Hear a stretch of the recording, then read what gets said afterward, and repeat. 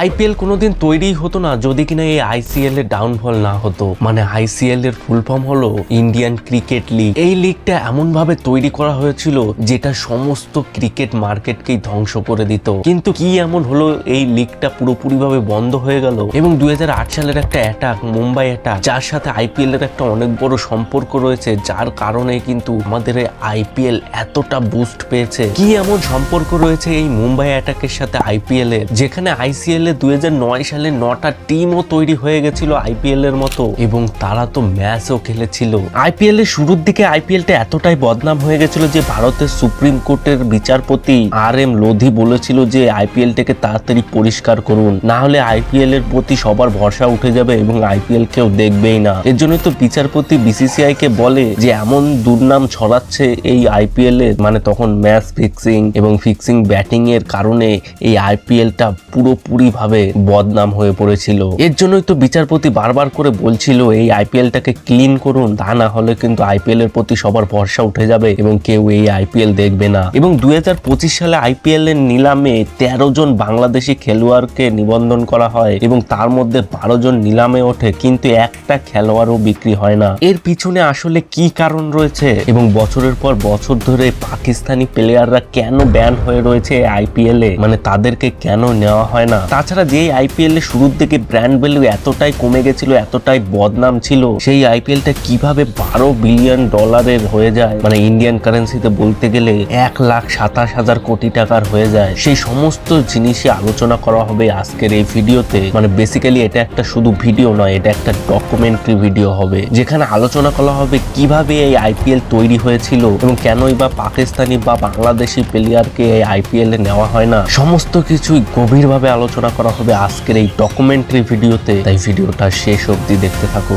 ये सुनकर पूरा इंडिया हिल जाएगा कि जिस आईपीएल को आप 17 सालों से देख रहे हैं वो असल में एक मजबूरी में शुरू हुआ था। 27 crore, Rishabh Pant becomes the most expensive player sold in the IPL thus far. कि विराट कोहली को आईपीएल में कितने पैसे मिलते हैं और ये बाबर आजम को यहाँ पे कितने पैसे मिलते हैं। लेट्स सपोज अगर हम पैसे डिफरेंस देखें नादिर भाई, डिफरेंस तो बहुत जमीन आसमान का है। इतना बड़ा बोलते हुए मोहम्मद अजहरुद्दीन समेत कई बड़े स्टार्स के नाम फिक्सिंग में आए और फिर बीसीसीआई ने उन पर बैन भी लगाए। 10 ओनर हैं, 10 के 10 को एक बात बोलनी थी कि बांग्लादेश का कोई प्लेयर नहीं खरीदना। बात करता हूँ, मेरे ख्याल से कोई प्लेयर है नहीं। मैं अभी भी मुझे डाउट है कहीं एक आध होना। কেন বাংলাদেশি ক্রিকেটাররা উপেক্ষিত আইপিএল এর মেগা নিলামে?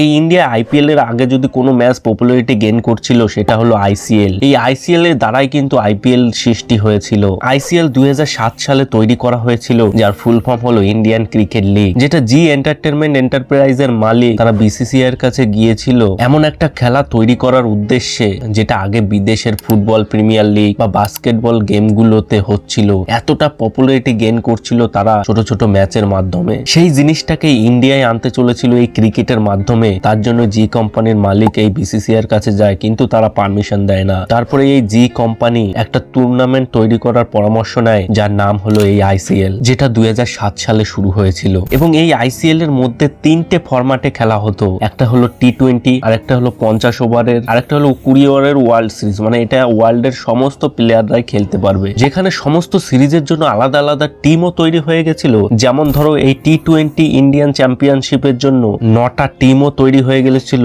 যেমন Chandigarh lions, Chennai superstar, Delhi jet বা Delhi giant, Hyderabad heroes, Kolkata tigers বা royal Bengal tigers, Mumbai champs, Ahmedabad rocket, Lahore Badshah, Dhaka warrior. মানে পাকিস্তান এবং বাংলাদেশেরও একটা করে টিম তৈরি হয়ে গেছিল এই আইসিএল এ, মানে আইপিএল এর মতনই। এগুলো খেলতো ইন্ডিয়ান চ্যাম্পিয়নশিপ, ওই টি20 বা ওই 50 ওভারের খেলাগুলো। কিন্তু যে ওয়ার্ল্ড সিরিজ ছিল, সেই ওয়ার্ল্ড সিরিজের জন্য কিন্তু আলাদাভাবে টিম তৈরি হয়ে গেছিল, যেখানে ছিল আইসিএল ওয়ার্ল্ড 11 নামে একটা টিম, যেই টিমে ইন্ডিয়া, পাকিস্তান এবং বাংলাদেশের খেলোয়াড়রা বাদে বাদবাকি যত দেশ ছিল, যেমন সাউথ আফ্রিকা, ইংল্যান্ড, অস্ট্রেলিয়া, এই সমস্ত টিমের প্লেয়াররা মিলে একটা টিম তৈরি করা হবে, যেখানে থাকবে হচ্ছে এই আইসিএল ওয়ার্ল্ড 11 এবং আইসিএল ইন্ডিয়া 11 ইন্ডিয়ার সমস্ত বাছাই করা প্লেয়ার গুলো থাকবে, এবং আইসিএল পাকিস্তান 11 পাকিস্তানের বাছাই করা টিম গুলো থাকবে, এবং আইসিএল বাংলাদেশ 11 বাংলাদেশের বাছাই করা প্লেয়ার গুলো থাকবে। এই 4টে টিম মিলে খেলবে হচ্ছে আইসিএল ওয়ার্ল্ড ওয়ার্ল্ড সিরিজ গুলো, যেখানে 2007 সালে যে ম্যাচটা শুরু করা হয়েছিল,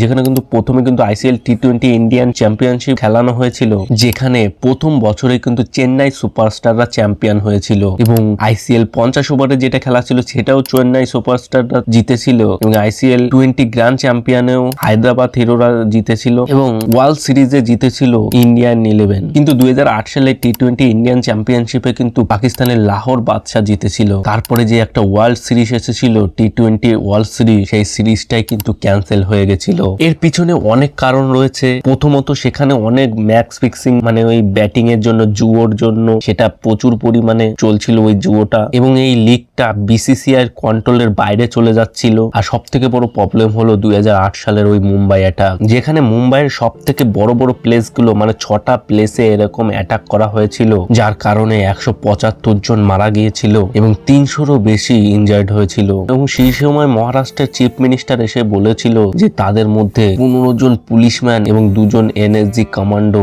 মারা গিয়েছিল। এখানে ছিল assistant police sub inspector Tukaram Omble, joint commissioner of police Hemant Karkare, additional commissioner of police Ashok Kamte, encounter specialist senior inspector Vijay Salaskar, senior inspector Shashank Shinde, NSG commando major Sandeep Unnikrishnan, NSG commando havildar Gajender Singh Bisht এবং ছত্রপতি শিবাজি টার্মিনালে 3 জন রেলওয়ে কর্মীও মারা গিয়েছিল। এরপরে কি কোনোভাবেই আশা করা যায় যে পাকিস্তানি টিমগুলোকে নিয়ে এই ইন্ডিয়ায় কোনো খেলা হবে? তাদের যে টিম তৈরি হয়েছিল লাহোর বাদশাহ এবং ওয়ার্ল্ড সিরিজের জন্য টিম তৈরি হয়েছিল আইসিএল পাকিস্তান 11, এইসব টিম নিয়ে কি তারপর আর খেলা যায়? কখনোই না। এর জন্যই তো আইসিএল এর পুরো কাঠামোটাই ধ্বংস হয়ে যায় এবং সেখানেই 2008 সালে বিসিসিআই প্রেজেন্ট করে আইপিএল, ইন্ডিয়ান প্রিমিয়ার লিগ। প্রথমে আইপিএল এর 12টা টিম নিয়ে খেলা শুরু হয়েছিল, যেখানে এখন কিন্তু 10টা টিম রয়েছে, কারণ বাদবাকি যে টিমগুলো ছিল সেখানের কোনো ইনভেস্টার খুঁজে পাওয়া যায়নি। এর জন্য সেই টিমগুলো ক্যান্সেল করা হয়েছে। এই টিমগুলোর দ্বারাই সুন্দরভাবে ফুটিয়ে তোলা হয়েছে এই আইপিএল কে। শুরুর দিকে কিন্তু আইপিএল পপুলার হয়ে পড়ে, এর জন্যই তো তারা বড় বড় ইনভেস্টার পায় এবং স্পন্সরশিপের জন্য তারা অঢেলা টাকা ঢালতে থাকে।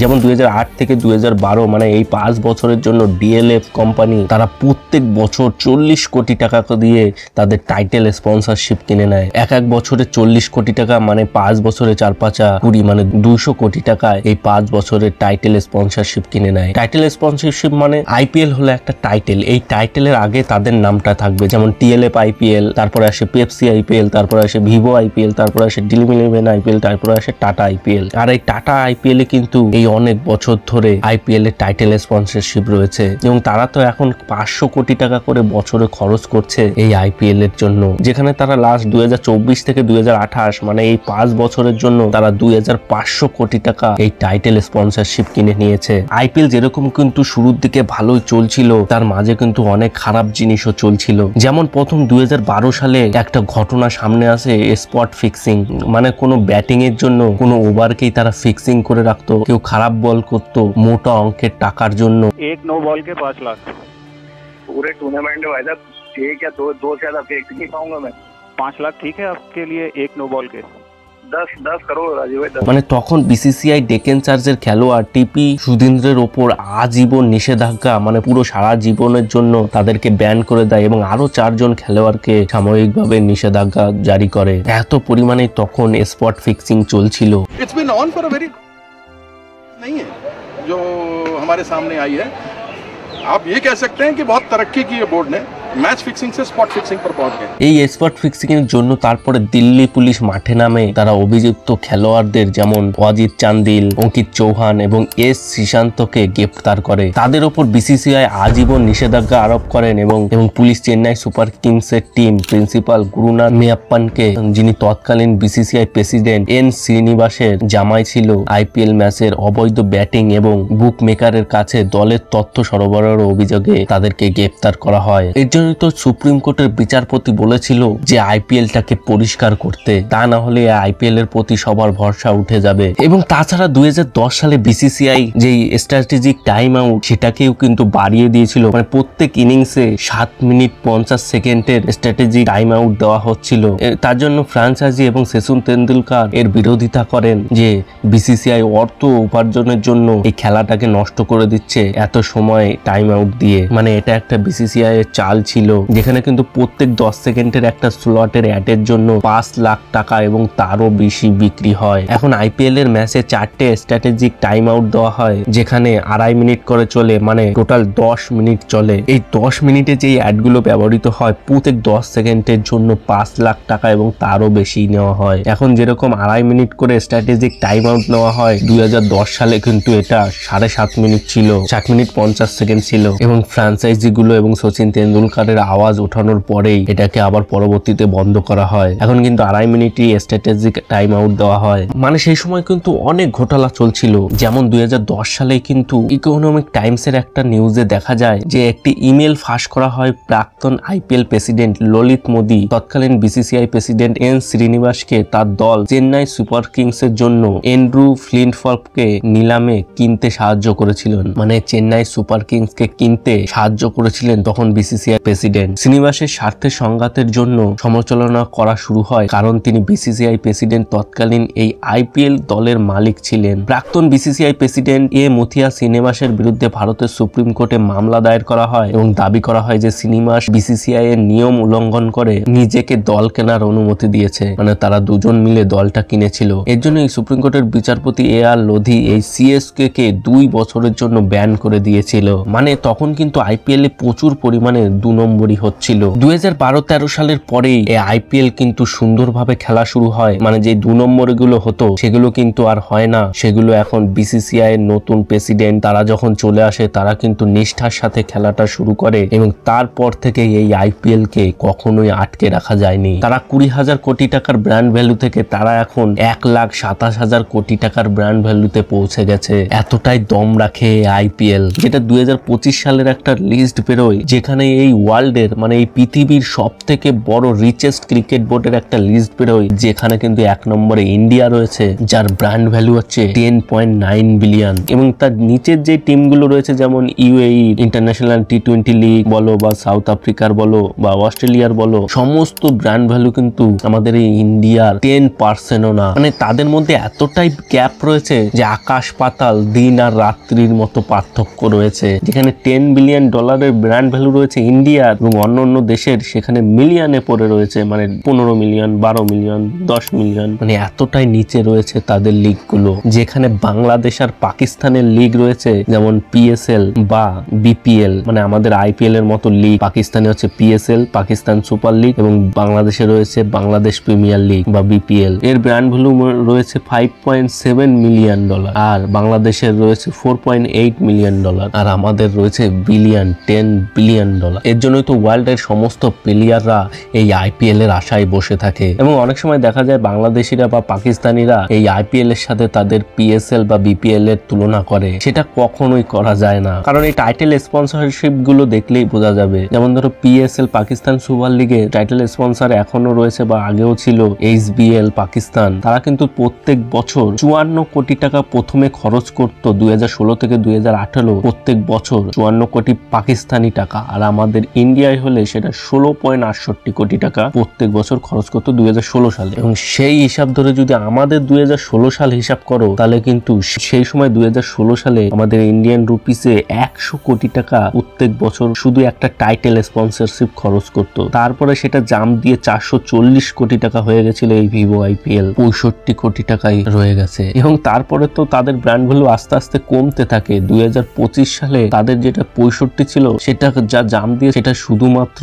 2016 থেকে 2019-এ যা জাম্প দিয়েছিল, 19 থেকে 2022-এ সেটা আরো কম জাম্প দেয়, 40 কোটি, মানে 340 ইন্ডিয়ান রুপিতে 104 কোটি টাকা তাদের স্পন্সরশিপ পায়, টাইটেল স্পন্সরশিপ। আর বাংলাদেশে দেখলে তো আরো কম, সেটা 25 কোটি 20 কোটি এরকম হয়ে থেকে যায়। আর ডিজিটাল রাইটের কথা যদি বলো, শুরুর দিকে কিন্তু আইটিএল এর আমাদের ডিজিটাল রাইট নিয়েছিল কিন্তু সেট ম্যাক্স। আইপিএল কিন্তু শুরুর দিকে সেট ম্যাক্সে দেখানো হতো। এখন কিন্তু আইপিএল জিও হটস্টার কিন্তু তাদের ডিজিটাল রাইটটা কিনে নিয়েছে 48,390 কোটি টাকায়। মানে ভাবতে পারো, মানে আগের থেকে 50 টাইম বেশি টাকায় কিন্তু কিনে নিয়েছে। এটা শুধু মিডিয়া রাইট, এবং ডিজিটাল রাইটও কিন্তু কিনে নিয়েছে 20,500 কোটি টাকায়। মানে এত টাকা তারা কিসের জন্য খরচা করছে? কারণ সেখান থেকে সেরকম ভাবে উপার্জন হচ্ছে। এর জন্য তো তাদের যে ডিজিটাল রাইট গুলো খরচ হচ্ছে সেগুলো আমাদের এক একটা প্লেয়ারকে কিনেই নিচ্ছে। যেমন 2025 সালে ঋষভ পান্তকে কেনে 27 কোটি টাকা দিয়ে, যেটা পাকিস্তান বা বাংলাদেশ বাংলাদেশের ওই লিগটাই চলে এত কোটি টাকায়। শুরু থেকেই তো পাকিস্তানিদের এই আইপিএল এ নেওয়া বন্ধ করে দিয়েছিল।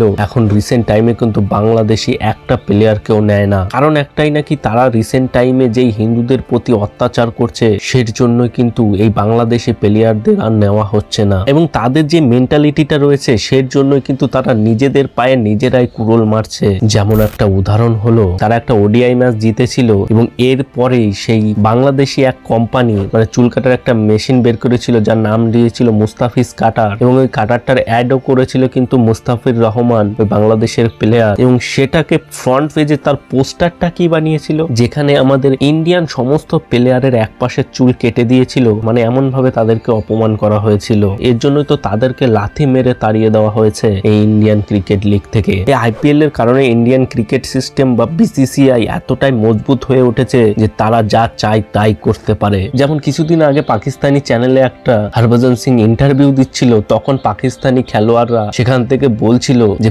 পাকিস্তানে যদি কোনোদিন ওয়ার্ল্ড কাপ খেলা হয় তোমরা কি না এসে থাকতে পারবে? কখনোই না এসে থাকতে পারবে না, তোমাদের পাকিস্তানে এসে খেলতেই হবে। তখন হরভজন সিং বলে আমরা কোনোদিনই পাকিস্তানে যাব না। हमारे प्लेयर वहां पे जाके सेफ नहीं है तो नहीं भेजेंगे टीम। आप नॉट खेलो हमारे साथ, आपको खेलना है खेलो, मत खेलो नहीं तो। वो सब अभी कह रहे हैं ना हम नहीं आएंगे। मेरा इनको चैलेंज, आप आईसीसी के टूर्नामेंट में पाकिस्तान में वर्ल्ड कप होगा ना है तो मुझे बताए, मुझे फिर ले लिया भाई, तेरा चैलेंज ले लिया। মানে ক্রিকেটের দিক দিয়ে এতটাই বলবান হয়ে উঠেছি যে আমরা যা চাই তাই করতে পারি। এর জন্য তো 2025 সালে আইসিসি চ্যাম্পিয়ন ট্রফি যেটা পাকিস্তানের লাহোরে হওয়ার কথা ছিল সেটা কিন্তু দুবাইতে খেলা হয়, কারণ একটাই সেখানে কিন্তু ইন্ডিয়ার ফাইনালে উঠেছিল, এর জন্য খেলাটা কিন্তু লাহোরে হয়নি। লাহোরে শুধুমাত্র অন্যান্য টিমের যে খেলাগুলো হয়েছিল সেগুলো কিন্তু লাহোরে হয়েছিল, কিন্তু ইন্ডিয়ার কোনো খেলায় কিন্তু পাকিস্তানে হয়নি, সমস্ত খেলা কিন্তু এই দুবাইতেই হয়েছিল। এবং পাকিস্তানি পিএসএল এর এখন এমন অবস্থা যে তালার খেলার প্রাইজ মানিগুলো এমন দিচ্ছে সেগুলোর জন্য তো তাদের নিজেদের লোকরাই নিজেদেরকে ট্রোল করছে, যেখানে হেয়ার ড্রায়ার দিচ্ছে, একটা দেখলাম বাইক দিচ্ছে যেটা আমাদের এখানে চলেই না, এবং পাকিস্তানি পাবলিকরাই কিন্তু এই পিএসএল কে এতটা বদনাম করছে। पीएसएल का ही बॉयकॉट है, उसकी क्या वजह है? हमारी अपनी लीग है। हमारी कैसे लीग है यार? এবং पाकिस्ताনের সবথেকে বড় প্লেয়ার শোয়েব আখতারই তো বলে যে পিএসএল এর সাথে আইপিএল এর কখনোই কম্পেয়ার করা যায় না। हाल में ये बिलियंस ऑफ डॉलर्स में चली गई। 26,000 करोड़ मेरे हाल में। नहीं हूँ ना करो ना, 26,000 करोड़ इंडियन है। हूँ क्या होता है? ये डिजिटल राइट्स बता रहा हूँ। 42 करोड़ 36 करोड़ से 42,000 करोड़ के खाली टीवी राइट्स के हैं। तो तुम कहाँ स्टैंड करते हो? कहीं नहीं हैं? कहते जी बाकी 6 टीमें सानू टीम नहीं लॉन्च करने देते। मैं कही शाबाश, वो 100,000 करोड़ पे पहुंच गए हैं। 2024 সালে ইন্ডিয়ার যে আইপিএল এর প্রাইজ মানি ছিল সেটা দিয়ে তো তাদের পুরো খেলাই তৈরি করা হয়। যেমন 2024 সালে আইপিএল এর প্রাইজ মানি ছিল 46.5 কোটি টাকা। এখানে যারা জিতেছিল তারা পেয়েছিল 20 কোটি টাকা, সেকেন্ড রানার আপরা পেয়েছিল 12.5 কোটি টাকা, এবং থার্ড পজিশনে ছিল তারা পেয়েছিল 7 কোটি টাকা, এবং ফোর্থ পজিশনে যারা ছিল তারা পেয়েছিল 6.5 কোটি টাকা। এবং আমাদের প্রত্যেক প্লেয়ারকে তো যে ভালো বল করে, যে super striker, unlimited fantasy player, most sixer, most four, সবাইকে কিন্তু 10 লাখ করে টাকা দেওয়া হয়। যেমন আগের বছর পেয়েছিল ট্রাভিস হেড মোস্ট ফোরের জন্য, মোস্ট সিক্সের জন্য অভিষেক শর্মা পেয়েছিল, আনলিমিটেড ফ্যান্টাসি প্লেয়ারের জন্য সুনীল নারায়ণ পেয়েছিল 10 লাখ। এরকম অনেক লোকই কিন্তু অনেক প্রাইজ মানি পেয়েছিল। আইপিএল এমনই একটা বিজনেস হয়ে দাঁড়িয়েছে যে আইপিএল এর প্রত্যেকটা টিম কিন্তু আমাদের ইন্ডিয়ার সমস্ত বড় বড় বিজনেসম্যানরা কিনে রেখেছে। যেমন মুম্বাই ইন্ডিয়ান্স রিলায়েন্স ইন্ডাস্ট্রি কিনে রেখেছে, royal Challengers Bangalore, United spirit, Sunrisers Hyderabad, সান টিভি নেটওয়ার্ক কিনে নিয়েছে, এবং যেমন কলকাতা নাইট রাইডার্স শাহরুখ খান 55% এবং মেহতা গ্রুপ 45% কিনে রেখেছে, এবং পাঞ্জাব কিংসে যেই প্রীতি জেন্টাকে বেশি দেখা যায়, প্রীতি জেন্টার কিন্তু এর মধ্যে 23% শেয়ার রয়েছে, মোহিত মর্গন 48%, নেস উইদা 23% এবং করুণ পাল 6%। মানে প্রত্যেকটা টিমকে কিন্তু বড় বড় বিজনেসম্যানরা কিনে নিয়েছে এবং এখান থেকে তারা মোটা অঙ্কের টাকাও পাচ্ছে। সোজা ভাষায় বলতে গেলে অন্য দেশে যেমন ফুটবল একটা অনেক বড় ব্র্যান্ড ভ্যালু হয়ে রয়েছে, ঠিক সেরকমই কিন্তু আমাদের ইন্ডিয়ায় এমন একটা ব্র্যান্ড ভ্যালু তৈরি হয়ে গেছে এই ক্রিকেট, যেটাকে নামানো একটা অসম্ভব ব্যাপার হয়ে রয়েছে, যার ব্র্যান্ড ভ্যালু এখন 1,27,000 কোটি টাকা। এর জন্য তো আজকের দিনে দাঁড়িয়ে একটা বলিউড অ্যাক্টরের থেকে একটা ক্রিকেটারের দাম বেশি। ইন্ডিয়ান ক্রিকেট আস্তে আস্তে এতটাই শীর্ষে উঠে যাচ্ছে যে সেটা একটা ওয়ার্ল্ডের সুপার পাওয়ার তৈরি হচ্ছে। এই আইপিএল যতটা পপুলার এবং এইগুলো নিয়ে কিন্তু অনেক কন্ট্রোভার্সিও হয়েছিল, যেমন 2008 সালে হরভজন সিং সিসানকে চর মেরেছিল,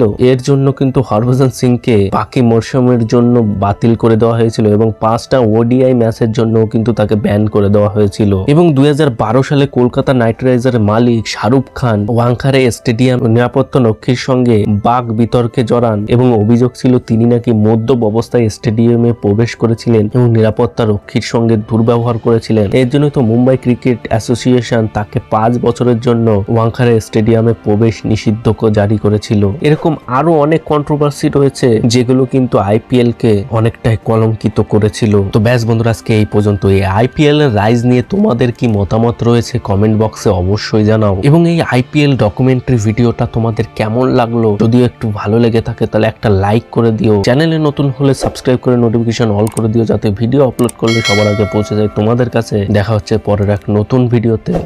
বাই।